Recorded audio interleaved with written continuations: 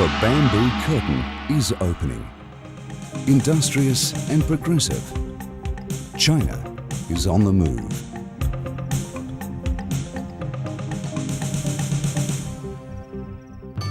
"92% of her 1 billion people are Han Chinese, yet there are also at least 80 million people who represent the ethnic minority groups.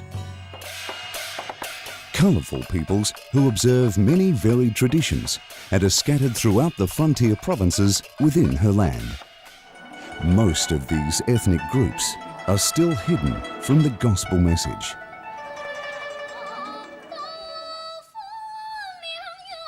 Deep within the heart of China, surrounded by towering mountains of unusual shapes, misty valleys and evergreen forests, live a people with their own unique story, with an ancient folk song which shares their thoughts and feelings from the heart.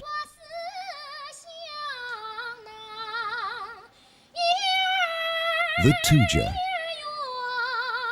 a song from the heart.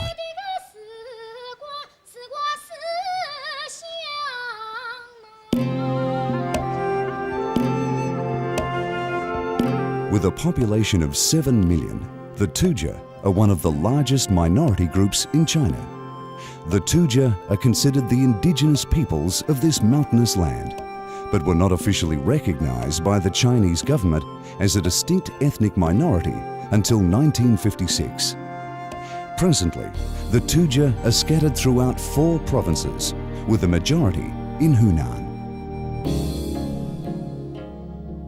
Most live in villages at the lower slopes of the Wuling mountain range. Men who continue to live in the villages are mainly farmers cultivating rice, cabbage and other crops. Women divide their time between the children, household chores and helping the men with the crops. Many take their goods into town to sell in the lively outdoor markets. The traditional Tujia ways survive only in remote areas, as their language, clothing and culture have been heavily influenced by the Han Chinese. Only about 10% of Tujia still speak their native dialect, while the majority speak village dialects of Mandarin. However, the Tujia desire to preserve the artistic elements of their culture. Today, a rich tapestry of Tujia cultural expression is very much alive. For over 2,000 years, the Tujia people have been widely known for their fine embroidery and weaving of brocades. Using brightly coloured yarn, they creatively depict the traditions and stories of their people. The Tujia use song and dance to tell epic sagas and creation myths, to express love and grief with the movements of their hands. Before, if a Tujia man couldn't sing, he wouldn't be able to get a wife. And Tujia women had to sing mountain songs, arrange flowers, and weave cloth before they could be married off. Crying has become customary for brides before and during their wedding.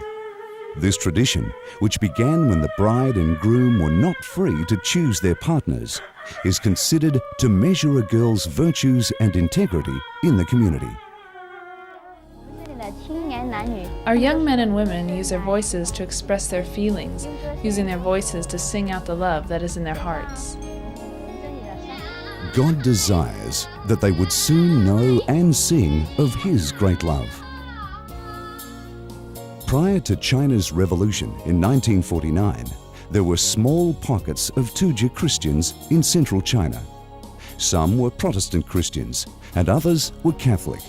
But today, less than 1% of the Tujia are Christians.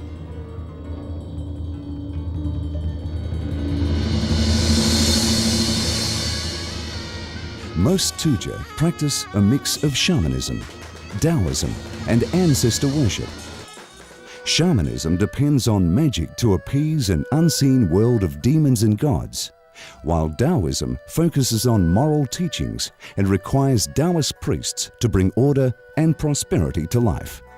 Ancestor worship comes from the belief that the eternal happiness of deceased ancestors depends on the spiritual care of living family members. Ancestor altars are placed above the fields for protection, believing that they will watch over their crops and livestock. Generations of Tujia have been brought up with varying degrees of these beliefs. Some say they really don't believe in anything. We worship the gods and our ancestors, but not really anything as for beliefs. The younger generation are not very superstitious, but if sometimes we can't handle a problem and we need a pillar for our strength, we'll go worship the gods. For some Tujia, there is a real search for God. They have simply never heard how they can know Him and receive the joy of salvation. Much work is needed to see the gospel reach these precious people. I would like to urge you, to encourage you and to challenge you to, go into China and preach the gospel to the people there, especially you overseas Chinese. Ethnic Chinese are especially needed to train local house church leaders. We need a lot of discipleship. We need a lot of trainers to train up good disciples of Jesus Christ in China, so that these people will take up the task to preach the gospel to their own people.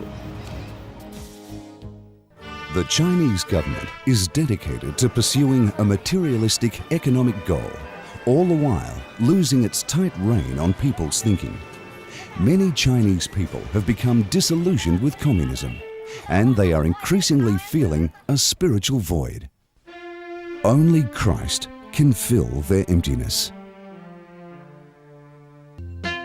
Teams of short and long-term workers are needed, both national and overseas Chinese, together with other international Christians, need to respond to this spiritual void. A church in America has adopted the Tujia people and is actively involving the whole church in ministry. About 2 years ago, we decided to adopt the Tujia people as a church body. And the first step for me anyway, as the pastor of the church, was to go to China and actually meet some of these people, so that we not only knew that we were specifically targeting a large group of people, but that we would know names and particular needs that these people had. Since that time, the excitement of our church for missions overall has gone through the roof. We've sent several teams to China to work directly with these people, and we've also had the privilege of praying for those who are working there all the time and providing resources that they need in order to reach these people. Church members also pray for the Tujia at home, using banners with biblical scenes created by the Tujia to support the work among their people. Some have traveled to China to actively pray for the Tujia. You make a bond as you go to places like that, and as you pray there while you're walking through their country and experiencing just what you see for the first time and lifting them up in prayer, it makes a connection that we may not have words for here on earth. So people who think that they have nothing to share, nothing to give, if they're a believer and they pray, they can prayer walk. As Christians travel to China as tourists, business people, relatives of nationals or English teachers, they are being touched by the spiritual needs of China's millions. Before 1949, most Tujia were illiterate. Now, the government provides children with schooling opportunities, and many Tujia have gone on to college. There is a need for English teachers to build relationships, share the gospel, and disciple students.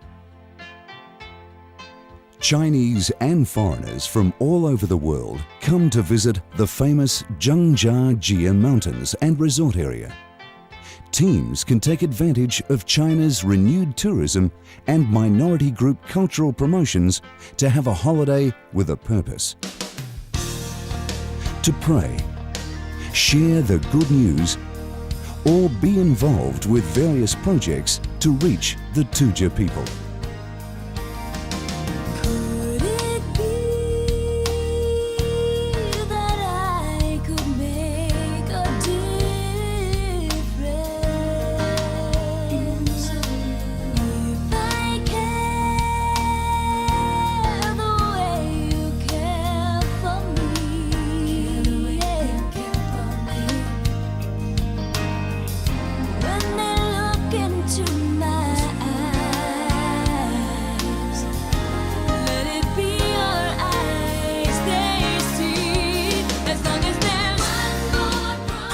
that the Tujia will know the joy of Christ and express their love for Him in culturally relevant song and dance. Pray that the Lord of the harvest will raise up more Chinese Christians to live and work among the Tujia. Pray that God would continue to strengthen those who have become Christians and help them to plant reproducing churches among the Tujia.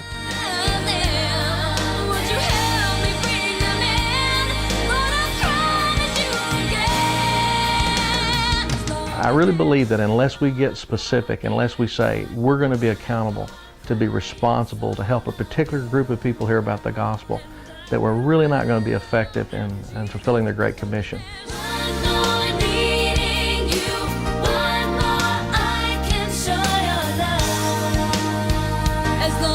God longs to hear the Tujia sing His praises from their heart for all of eternity.